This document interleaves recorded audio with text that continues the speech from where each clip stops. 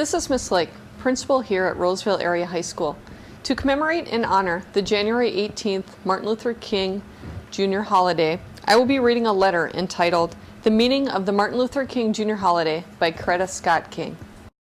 The Martin Luther King Jr. holiday celebrates the life and legacy of a man who brought hope and healing to America. We commemorate as well the timeless values he taught us through his example, the values of courage, truth, justice, compassion, dignity, humility, and service that so radiantly defined Dr. King's character and empowered his leadership.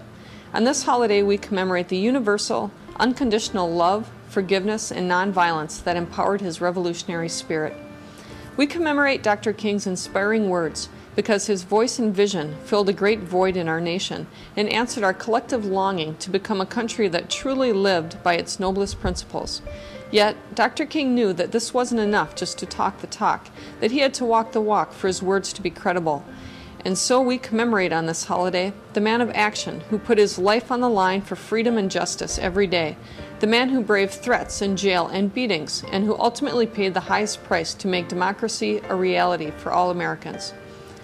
The King holiday honors the life and contributions of America's greatest champion of racial justice and equality, the leader who not only dreamed of a colorblind society, but also who led a movement that achieved historic reforms to help make this reality. On this day, we commemorate Dr. King's great dream of a vibrant, multiracial nation united in justice, peace, and reconciliation. A nation that has a place at the table for children of every race and room at the inn for every needy child. We are called on this holiday not merely to honor, but to celebrate the values of equality, tolerance, and interracial sister and brotherhood he so compellingly expressed in his great dream for America. It is a day of interracial and intercultural cooperation and sharing. No other day of the year brings so many peoples from different cultural backgrounds together in such a vibrant spirit of brother and sisterhood. Whether you are African American, Hispanic, or Native American, whether you are Caucasian or Asian American, you are a part of the great dream of Martin Luther King Jr. had for America.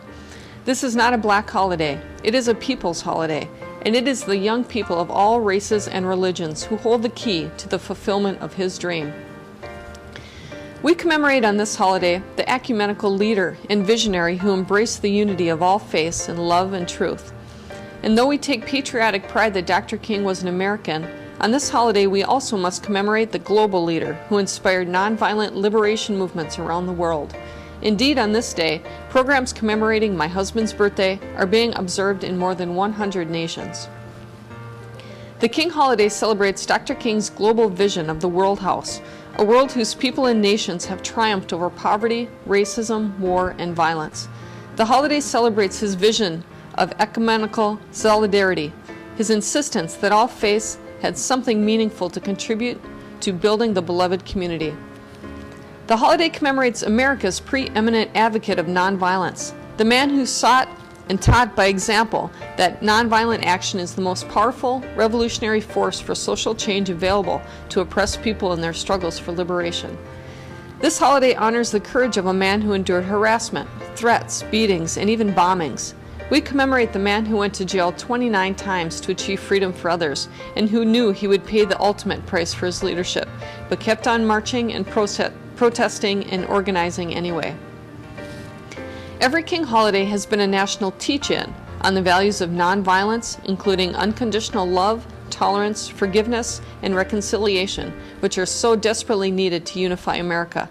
It is a day of intensive education and training in Martin's philosophy and methods of nonviolent social change and conflict reconciliation. The holiday provides a unique opportunity to teach young people to fight evil, not people, to get in the habit of asking themselves, what is the most loving way I can resolve this conflict? On the King holiday, young people learn about the power of unconditional love, even for one's adversaries, as a way to fight injustice and diffuse violent disputes.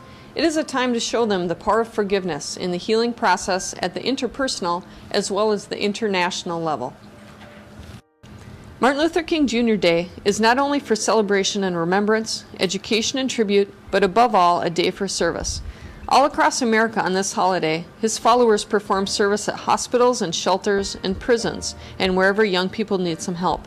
It is a day of volunteering to feed the hungry, rehabilitate housing, tutoring those who can't read, mentoring at-risk youngsters, consoling the brokenhearted, and 1,000 of other projects for building the beloved community of his dream. We call you to commemorate this holiday by making your personal commitment to serve humanity with the vibrant spirit of unconditional love that was his greatest strength, and which empowered all of the great victories of his leadership. And with our hearts open to this spirit of unconditional love, we can indeed achieve the beloved community of Martin Luther King Jr.'s dream. May we who follow Martin now pledge to serve humanity, promote his teachings, and carry forward his legacy into the 21st century. This is a faith that I go back to the South with. With this faith, we will be able to hew out of the mountain of despair a stone of hope. With this faith, we will be able to transform the jangling discords of our nation into a beautiful symphony of brotherhood. With this faith, we will be able to work together, to pray together, to struggle together, to go to jail together, to stand up for freedom together, knowing that we will be free one day. This will be the day. This will be the day when all of God's children will be able to sing with new meaning, "My country, 'tis of thee. Sweet land of liberty, of thee I sing. Land where my fathers died, land of the pilgrim's pride. From every mountainside, let freedom ring. And if America is to be a great nation, this must become true. And so let freedom ring. From the prodigious hilltops of New Hampshire, let freedom ring. From the mighty mountains of New York, let freedom ring. From the heightening Alleghenies of Pennsylvania, let freedom ring. From the snow-capped Rockies of Colorado, let freedom ring. From the curvaceous slopes of California. But not only that, let freedom ring from Stone Mountain of Georgia. Let freedom ring from Lookout Mountain of Tennessee. Let freedom ring from every hill and molehill of Mississippi, from every mountainside. Let freedom ring. And when this happens,